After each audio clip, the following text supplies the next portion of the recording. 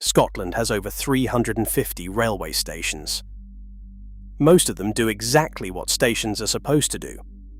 Timetable boards and ticket machines. A vending machine that swallows your coin and thinks about it. The 2:47 to Glasgow, running 4 minutes late. Ordinary places built for ordinary waiting. But some stations in Scotland were never really built for convenience. These are the 12 railway stations in Scotland where something about the place, the location, or the history makes you want to catch the next train out, rather than wait for the one you came for. Let us start with the station that appears on almost every list of remote British places and still manages to unsettle anyone who actually visits. Corrour in the Highlands. It sits on the West Highland Line between Fort William and Glasgow, at an elevation of roughly 400 metres.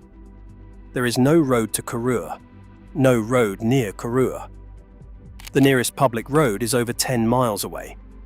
The station opened in 1894 to serve a landscape that had no particular interest in being served. Corrour is surrounded by Rannoch Moor, one of the last great stretches of true wilderness in Western Europe. 50 square miles of peat bog, loch and exposed rock. No trees to speak of. No shelter beyond the small station building.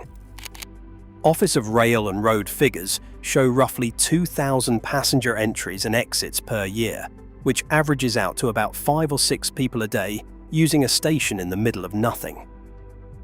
The station gained wider attention after appearing in a film in the 1990s. But the reality of standing on the platform at dusk with the moor stretching in every direction and no way out except a train that may or may not come is something a screen does not convey. Hill walkers on community forums describe arriving to find the platform empty, the shelter locked, and cloud descending so fast the rails vanish in both directions. One contributor on Walk Highlands put it simply: you feel watched by something that is not there. The moor does not care that someone built a station on it. It tolerates the intrusion and nothing more. Further north on the Far North Line, deep in Caithness, Alt na Breac pushes isolation past the point where it becomes something else entirely. If Corrour is remote, Alt na Breac is forgotten. There is no public road to Alt na Breac. The nearest village, Halkirk, sits roughly 14 miles away. The station exists in the Flow Country, the largest expanse of blanket bog in Europe. Peatland stretching for hundreds of square miles, waterlogged, treeless, and ancient. Office of Rail and Road. Data regularly records fewer than 100 passenger entries per year. In some years, the number drops below 50. That is roughly one person every week stepping off a train into a landscape that gives nothing back. The original station building still stands, but it is now a private residence. The platform serves ScotRail services on the Far North Line, which calls here by request only. Rail enthusiasts on forum threads describe requesting the stop and being the sole passenger to alight. One account on rail forums describes standing on the platform after the train pulled away and hearing a silence so complete it produced a ringing in the ears. Not peaceful silence. The silence of a landscape that was never designed to have a railway platform on it. Staying in Caithness, Scots Calder sits exposed on the same Far North Line. This is not a station hidden in wilderness, you can reach it by road. But Caithness has a relationship with wind that people from the south of Britain do not fully understand. Scots Calder is a small halt on flat open land where the wind has nothing to interrupt its path between the platform and the Norwegian Sea. Met Office data for Caithness records average wind speeds that would qualify as noteworthy elsewhere but count as Tuesday in this part of Scotland. The platform furniture shows the wear. Metal fixtures are scoured, signage leans. Everything that can rattle does. Waiting at Scots Calder in winter with darkness falling by 3 in the afternoon and horizontal rain driving across the platform produces an experience that contributors on railway forums describe with a consistency worth noting. The word used most often is bleak. The second most used is wrong. Not wrong in a way anyone can explain. Wrong in the way that an exposed platform in fading light with no one else present and no shelter worth the name simply feels to a human body standing on it. Trains do stop here. The station functions. But standing on the platform, you understand at a physical level why most of Scotland's population chose to live in the central belt. We return now to Rannoch Moor, approaching it from a different platform. Rannoch Station sits on the West Highland Line between Corrour and Bridge of Orchy. Unlike Corrour, Rannoch has a small tea room. This single fact makes it feel almost hospitable. Almost. The moor visible from the platform here is the same moor that has preserved human remains in peat for centuries. Peat bogs across Scotland have yielded bodies dating back thousands of years, and Rannoch Moor is one of the landscapes where the chemistry and the conditions are exactly right for preservation. Archaeological surveys have documented the phenomenon. The acidic, oxygen-poor environment keeps organic material intact in ways that dry soil cannot. What also defines Rannoch is the snow gates. Metal barriers line the railway here, and fences designed to manage drifting snow stand along the trackside for miles. This is one of the most weather-exposed stretches of railway in Britain. Historical accounts from the late 1800s and early 1900s describe trains stranded in snowdrifts deep enough to bury carriages. Crews waited for days. Passengers waited with them. The tea room closes in the evening. The last train leaves. What remains is the moor, which has been here for roughly 10,000 years and has buried things before. Those 4 stations are creepy because of where they are. The next 3 are creepy because of what they hide.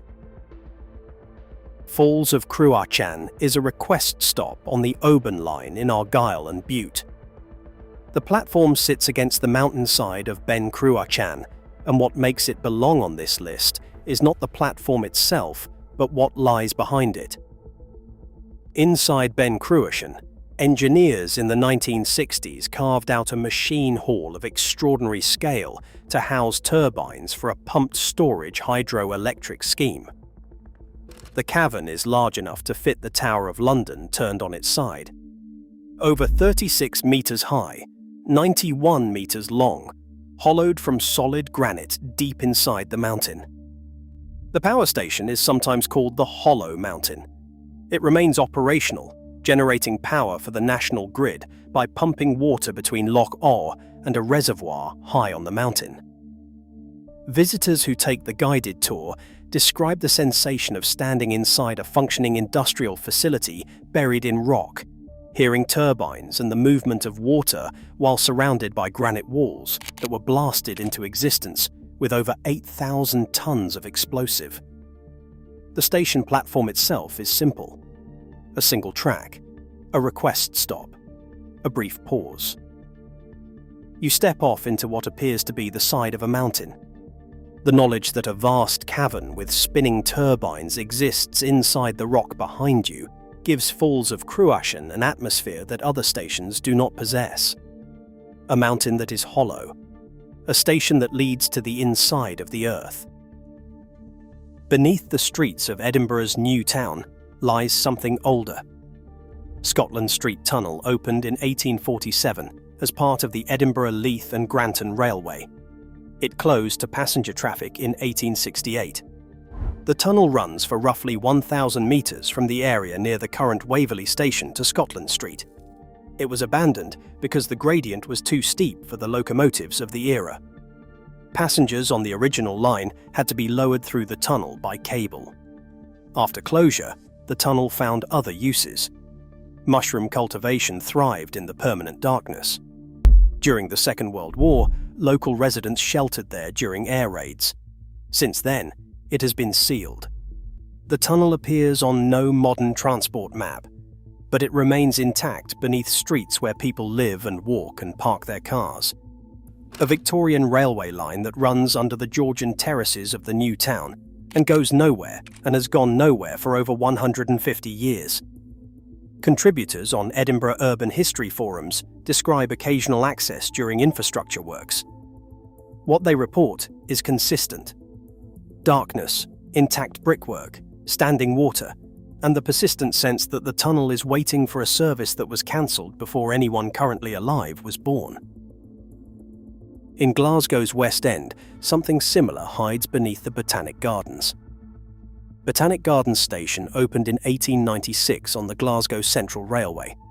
It closed in 1939. The station sits beneath Great Western Road and the gardens themselves, sealed behind blocked entrances that most pedestrians walk past without knowing what lies behind them. Heritage surveys and the occasional access report indicate that the platforms survive. The Victorian tilework remains. The architecture of a station built during the confident expansion of Glasgow's underground railway network sits in permanent darkness beneath one of the most visited green spaces in the city. There have been campaigns to reopen the station or convert it to some public use. None have succeeded. Historic Environment Scotland lists the structure. Glasgow City Council acknowledges it in planning documents, but the entrances stay sealed. The station exists in the way that buried things exist in old cities.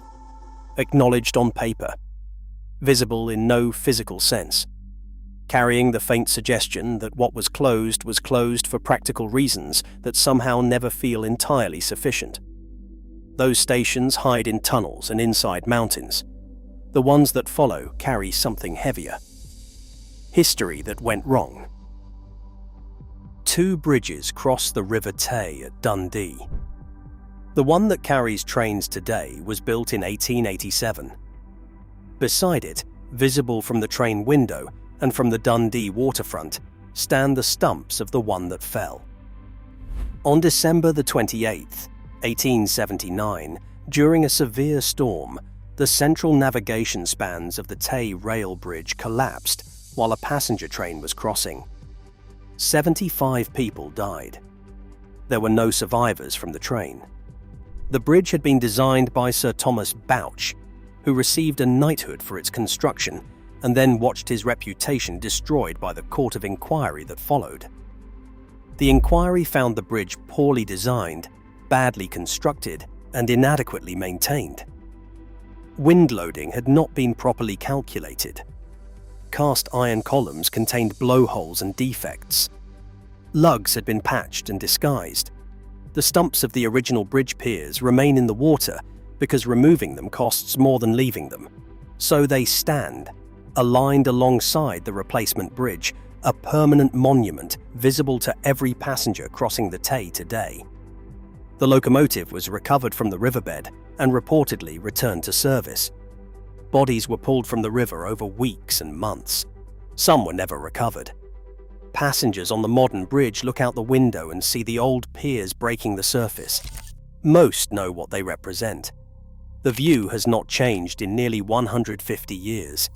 The stumps, the grey water, and the knowledge of what the riverbed holds.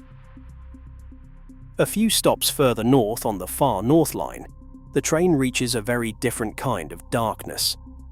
Dunrobin Castle Station is a private halt serving the castle and estate of the Dukes of Sutherland.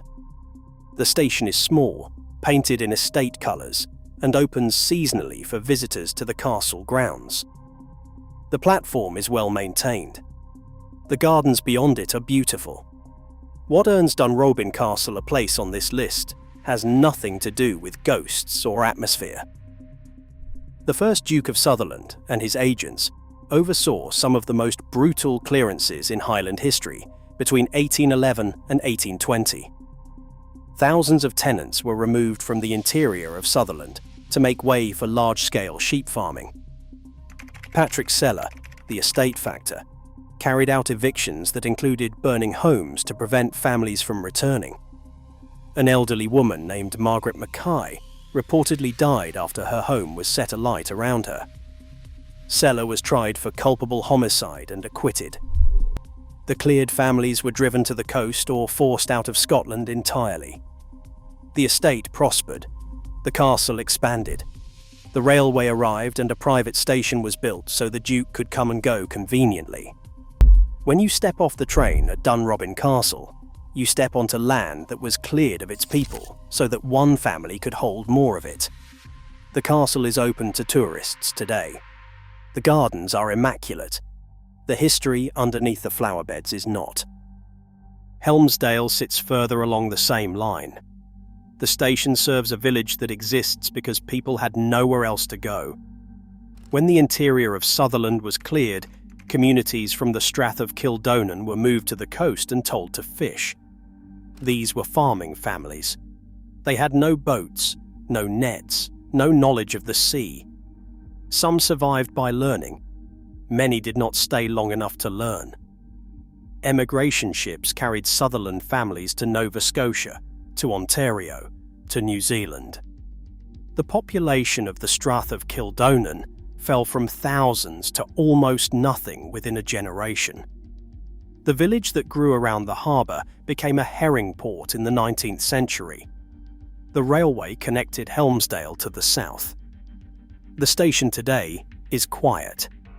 A few trains daily on the Far North Line, mostly carrying tourists heading to the far north or returning. Near the harbour stands a bronze sculpture by Gerald Laing, erected in 2007. It depicts a family looking out to sea, a man, a woman, a child, commemorating everyone who left and did not come back. The station is where you arrive to see a village built on displacement. The platform is functional. The view across the harbour and the Moray Firth is beautiful. The statue stands with its back to the village and its face toward the ocean where the ships went. Helmsdale is not haunted. It is something worse. It is a place that remembers what was done and who was lost and cannot stop remembering because the statue will not let it. The remaining stations share one quality. They exist at the edges, places where Scotland runs out of explanation and simply runs out of land. Georgemas Junction sits in open Caithness countryside where the Far North Line splits toward Thurso to the west and Wick to the east. It is the most northerly railway junction in the British rail network. There is no village at Georgemas, no houses visible from the platform. Flat farmland and sky. During both World Wars, this junction carried enormous strategic importance.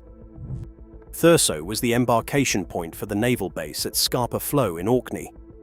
Thousands of servicemen passed through Georgemas Junction on their way to the fleet. Trains ran through the night. The platform was crowded. The junction mattered. Today, a handful of services pass through daily. Office of Rail and Road figures reflect minimal usage. The platform is exposed to wind from every direction. The landscape offers nothing to look at and nothing to shelter behind. Standing at Georgemas Junction, you stand at the top of the railway map of Britain, where the track divides and then simply ends a few miles later in either direction. Thurso, Wick. After that, the sea. Every railway network has a point where it gives up. Georgemas is where the British rail network looks north, sees nothing but water and the outline of Orkney on the horizon, and stops. The last station on this list is a request stop on the Oban line, where you step off the train and find yourself facing the ruins of a castle on a promontory in one of the longest freshwater lochs in Scotland. Loch Orr station serves no village of any size. The platform is minimal, a shelter, a sign, and a view that does not belong to a railway station. Kilchurn Castle stands at the head of the loch, roofless and empty, a Campbell stronghold from the 15th century. The Campbells who built Kilchurn and held it for generations were the same clan whose soldiers carried out the massacre of Glencoe in February 1692. Under orders from the government and under cover of hospitality accepted from the MacDonalds, Campbell troops killed 38 men, women and children in the early hours of the morning. Others died fleeing into the winter mountains. Kilchurn itself was struck by lightning in 1760 and never repaired. The roof fell. The walls held. The castle has stood open to the sky for over 260 years, visible from the station platform across dark water that stretches for over 25 miles into the heart of Argyll. Request the stop and the train pauses long enough for you to step off.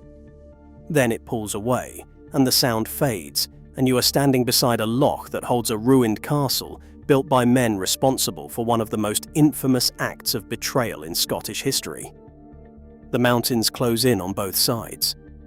The water gives nothing away.